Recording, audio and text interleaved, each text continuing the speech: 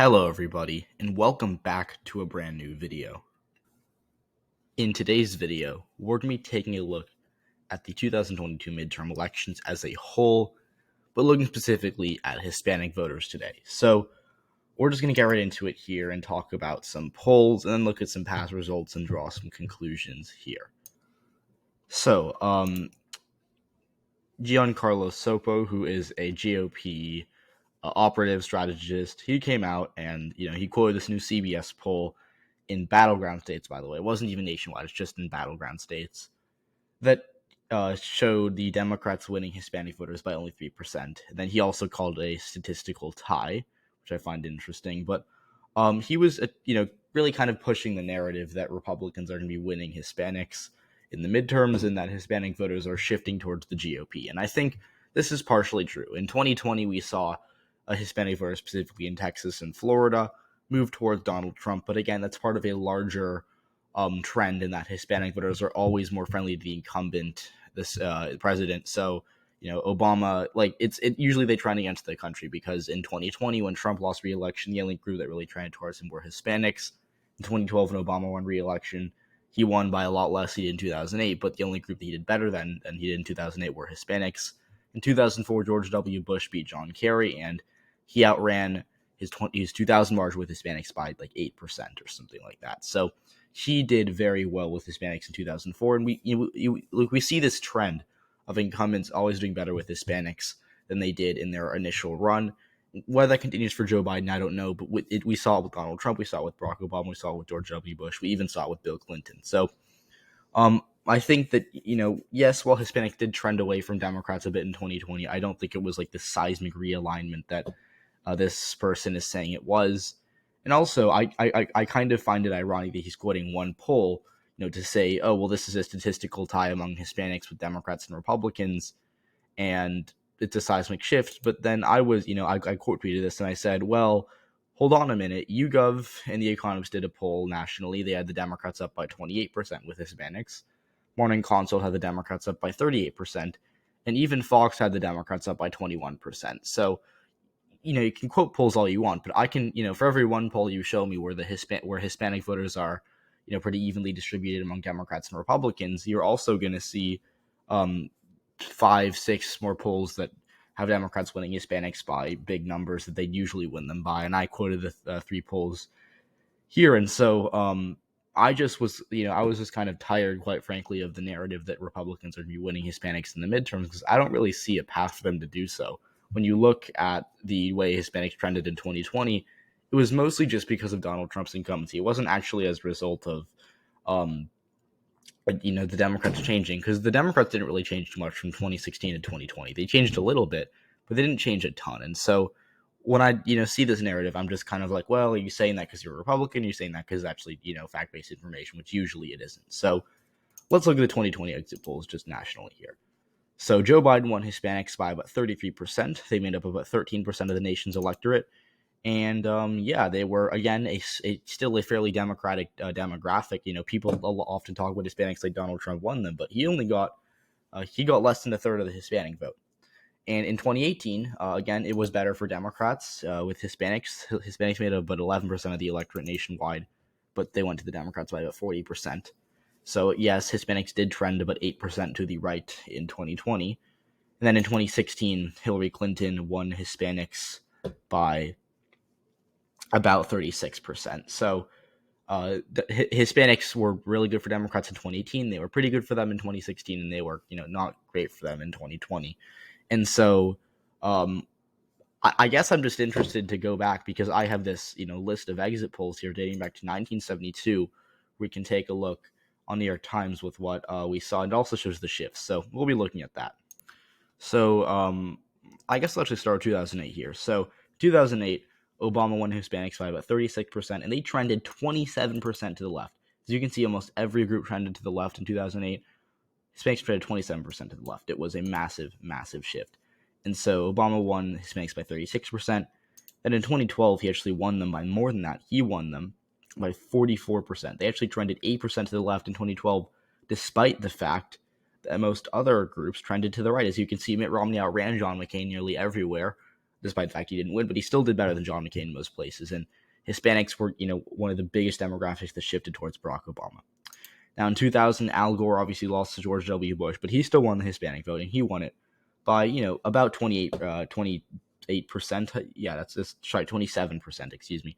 And that actually isn't great. Again, people don't really talk about how Bush did really well with Hispanics, but he actually did better than Donald Trump with Hispanics both times. Donald Trump in 2016 got 28% of the Hispanic vote. In 2020, he got 32% of the Hispanic vote. But George Bush got 35% in 2000. In 2004, he did incredibly well. He got 44% of the Hispanic vote. And John Kerry had the worst performance among Hispanic voters that any national Democrat has seen in a very long time. And it wasn't really because Kerry was such that bad of a candidate for Hispanics. I think that he was not great. I don't think he really energized Hispanic voters. As we saw, he didn't really do that well in Texas, Arizona, Nevada, even California or Florida. Kerry did really poorly in the Sun Belt. He only came close in that election because he punched well above his weight in the Midwest. But that's a conversation for another time. A point being here is that George W. Bush was able to garner 44% of the Hispanic vote. And he did that because I think he talked a lot about family. He was a classical conservative, and he didn't use a ton of rhetoric that I think that cost Donald Trump a lot of Hispanic voters in 2016. Now, again, people praise Donald Trump for his 2020 performance, but I think he would have done even better if he didn't use a lot of the rhetoric he used in 2016 with immigration, with that stuff. So it was kind of a trade-off. I think the rhetoric helped Trump in the Midwest, but I think it hurt him in states like Arizona, Florida, and Texas. But, there's still no denying that a lot of Hispanic voters are socially conservative. Again, not all of them. I think Hispanics as a whole are still more liberal than the country. But a lot of Hispanic voters, especially in the Rio Grande Valley or in South Florida, are socially conservative, voted Democrat because of economics. And I think in 2004, you can look at that as an example of when Republicans were actually able to tap into that. And that's why, Bush won Florida by 5. He won Texas by, I don't even know. He got 65% of the vote in Texas or something absurd like that. He won Nevada, and he won Arizona by double digits. So he did very well in a lot of these Sunbelt states, and I think that's really why he didn't use a ton of immigration rhetoric, but instead talked about more socially conservative issues, and that's why he did so well with Hispanics in 2004. Now in 1992, again, we can the blank spots where Ross Perot is the third party. He got a lot of these votes too.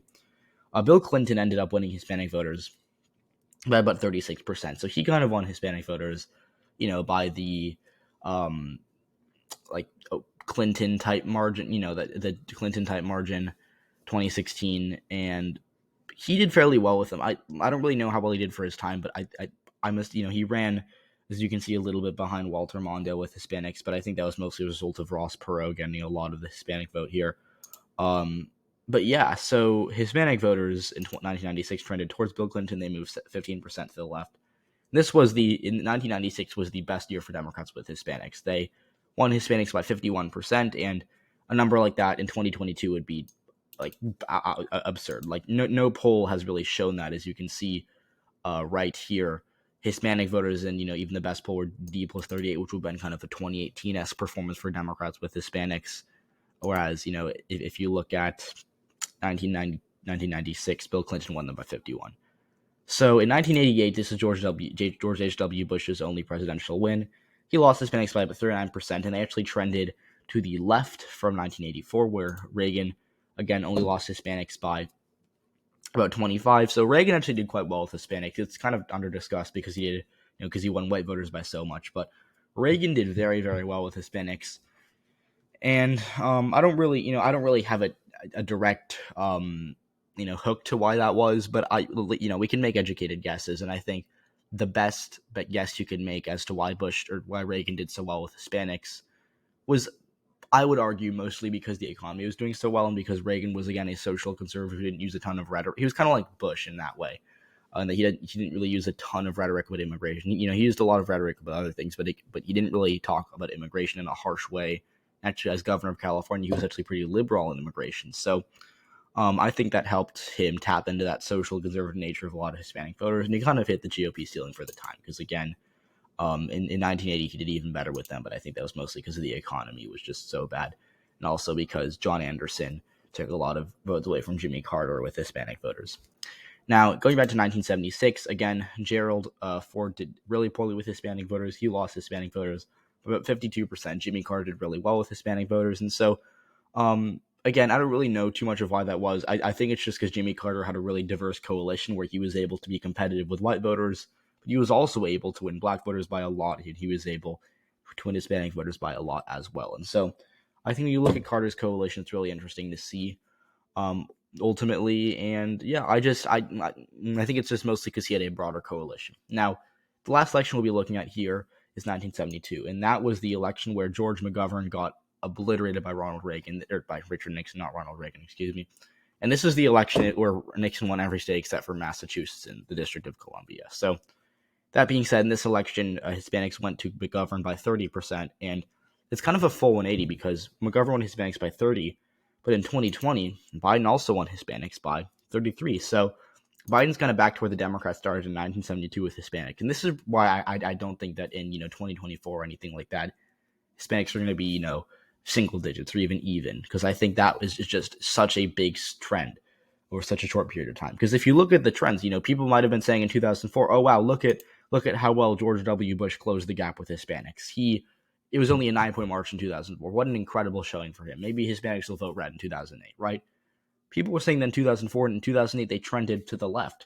Obama did incredibly well with Hispanics, and 2022 is no 2008 for Democrats. But what I can say is that I think that a lot of the Democratic Party's problems with Hispanics came from Biden, and because Trump actually ran a better campaign with Hispanics in 2020 than a lot of people expected. And so um, I'm just I kind of think Hispanics aren't going to really trend too much anywhere. I think the GOP is going to do a little better with Hispanics than they did in 2020 just because of the national environment. But again, it doesn't actually signify a massive trend. I think Hispanics are going to vote for the Democrats by I kind of like the number from YouGov D plus 28. I think that's a fairly reasonable estimate.